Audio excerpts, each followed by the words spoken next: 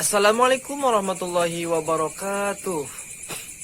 Halo teman-teman, perkenalkan nama saya Yang Herdiansa, NIM 1812107176, kelas PIE semester 5. Di sini saya akan menjelaskan tentang materi komponen-komponen kurikulum. Apa aja sih yang ada di dalam komponen-komponen kurikulum? Komponen-komponen kurikulum ini terdapat 4 poin yang akan saya bahas. Poin yang pertama yaitu komponen tujuan. Poin yang kedua yaitu komponen isi, materi, dan bahan ajar. Poin yang ketiga ada komponen strategi mengajar. Dan poin yang terakhir ada komponen evaluasi. Teman-teman jangan lupa tonton terus video ini, like, subscribe, dan komen. Poin yang pertama yaitu ada komponen tujuan. Sebelum saya membahas komponen tujuan, saya akan menjelaskan tentang pengertian apa itu kurikulum. Kurikulum itu adalah suatu alat ataupun sistem yang ada dalam pendidikan. Sebagai alat pendidikan yang mempunyai komponen-komponen kurikulum yang saling mendukung satu sama lain. Itu adalah pengertian dari kurikulum. Poin pertama yaitu komponen tujuan. Di dalam komponen tujuan ini ada 4 tujuan, diantaranya 1 tujuan pendidikan nasional. Apa sih itu tujuan pendidikan nasional? Tujuan pendidikan nasional yaitu tujuan yang bersifat paling umum dan merupakan sasaran akhir yang harus dijadikan pedoman oleh setiap usaha pendidikan. Nah, artinya setiap lembaga dalam pendidikan harus dapat membentuk manusia yang sesuai dengan rumusan, baik pendidikan yang diselenggarakan oleh lembaga pendidikan formal, informal, maupun non formal. Nah, seterusnya yaitu ada tujuan institusional. Yang kedua yaitu tujuan institusional. Tujuan institusional yaitu tujuan yang harus dicapai oleh setiap lembaga pendidikan. Artinya tujuan institusional ini merupakan tujuan antara untuk mencapai tujuan umum yang dirumuskan dalam bentuk kompetensi lulusan setiap jenjang pendidikan. Nah, misalnya standar kompetensi pendidikan dasar, menengah, kejuruan, dan jenjang pendidikan tinggi. Yang selanjutnya yaitu ada tujuan kurikuler. Apa sih itu tujuan kurikuler?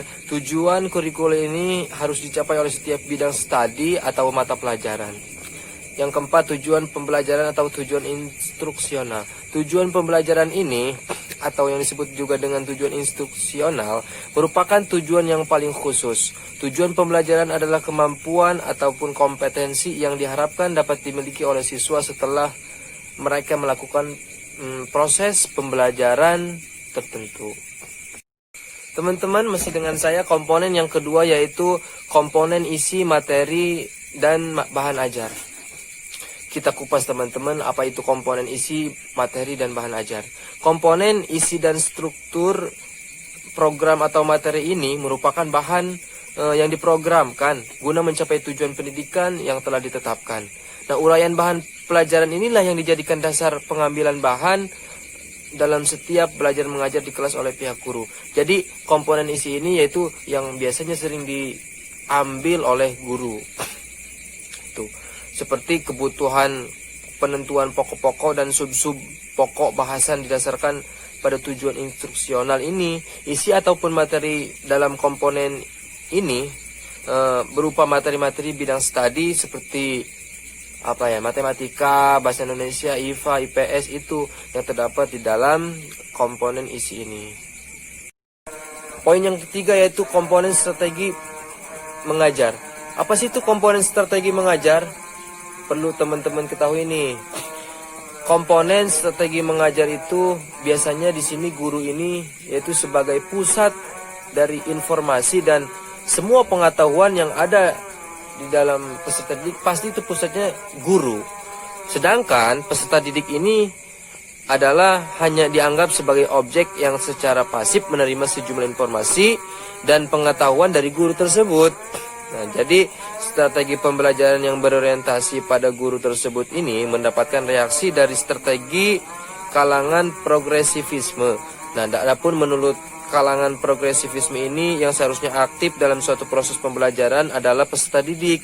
Namun di sini sendiri peserta didik secara aktif menentukan materi dan tujuan belajarnya sesuai dengan minat dan kebutuhannya. Gitu. Jadi sekaligus menentukan bagaimana cara-cara yang paling sesuai untuk memperoleh materi dan mencapai tujuan belajarnya. Pembelajaran yang berpusat pada peserta didik mendapat dukungan dari kalangan rekonstruktivisme yang menekankan pentingnya proses pembelajaran melalui dinamika kelompok. Jadi strategi mengajar ini teman-teman, semua guru ini dijadikan informasi dan sumber ilmu pengetahuan, sedangkan peserta didik ini hanya sebagai objeknya saja yang mendapatkan informasi ataupun pengetahuan dari guru tersebut. Itu adalah komponen strategi mengajar dalam komponen kurikulum. Komponen evaluasi. Poin yang terakhir nih teman-teman. Komponen evaluasi ini yaitu untuk melihat sejauh mana peningkatan dalam pelaksanaan kurikulum. Maka diperlukan evaluasi setelah adanya komponen tujuan, komponen isi materi, bahan ajar, komponen strategi mengajar, dan perlu juga nih komponen evaluasi. Dalam komponen evaluasi ini, penilaian komponen ini sangat berhubungan erat dengan semua komponen lainnya. Maka evaluasi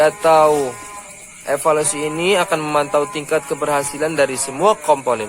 Dalam pembelajaran biasanya pendidikan akan mempelajari materi atau bahan pelajaran yang sudah mengajarkan, atau paling tidak ada yang berhubungan dengan materi yang sudah ada. Jadi komponen evaluasi ini hanya sebagai langkah peserta didik, tetapi juga sebagai sumber input bagi sekolahan, upaya perbaikan dan pembaruan kurikulum. Jadi komponen tujuan berhubungan dengan arah atau hasil yang diharapkan, merumuskan tujuan kurikulum yang sebenarnya sangat tergantung dari teori dan filsafat pendidikan serta model kurikulum yang dianut masyarakat. Jadi komponen evaluasi ini hanya sebagai bahan evaluasi saja dari setelah komponen-komponen lainnya, tetapi komponen evaluasi ini teman-teman saling berhubungan erat dengan komponen yang lainnya. Baik teman-teman, di penghujung ini saya akan memberikan kesimpulan. Takutnya teman-teman yang menonton video ini belum ada yang paham ataupun dimengerti tentang materi komponen-komponen kurikulum. Jadi gini, kesimpulan, komponen-komponen kurikulum ini adalah suatu yang integral dan sangat fungsional yang memang sifatnya tidak dapat dipisahkan dari sistem kurikulum. Mengapa tidak dapat dipisahkan dari komponen kurikulum? Karena memang komponen kurikulum ini peranannya sangat penting dalam pembentukan sistem kurikulum. Jadi komponen-komponen kurikulum ini merupakan bagian-bagian atau unsur-unsur kurikulum yang telah dirancanakan untuk mencapai pendidikan tertentu. Nah, itu teman-teman. Mungkin hanya itu yang dapat saya sampaikan. Kurang lebihnya mohon maaf apabila ada salah kata ataupun kata-kata yang kurang enak, mohon dimaafkan. Kurang lebihnya mohon maaf. Nah, teman-teman jangan lupa terus dukung video ini dan jangan lupa like, komen, dan subscribe. Kurang lebihnya mohon maaf. Wabillahi taufiq wal hidayah. Wassalamualaikum warahmatullahi wabarakatuh.